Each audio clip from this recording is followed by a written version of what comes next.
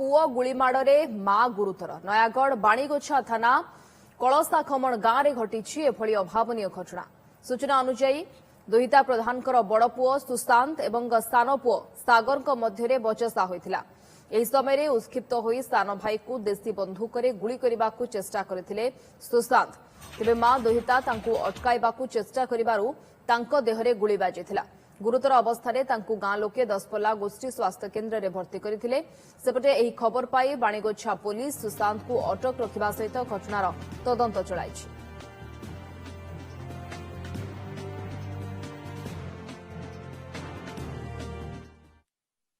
पुओ जाइला मद पीकि आईला पुओ घर पशि जाकि बंदूक धरिक आसिक मु घरे थी से फुटे से जहा को तो मारी भी हो मद पीले जो दिन मद पीब सेमती हम हिंदी हम आउ थे धीरे रहा कौन हो सी कौन झगड़ा झाटी सी तो मद पीले किसी जाने ना सब बंदूक उठाए है आज कौन जबरदस्ती सी पीची ता बाद बंदूक उठेला पर मारी देछि आ कौन आम बुलर नहीं आसलु आम्बुलेंस फोन कराला आम्बुलेंस कौटी नथिला बुलर नहीं आसलु बर्तमान तो टिके कम अच्छी कहते कौन डॉक्टर जहाँ कहे।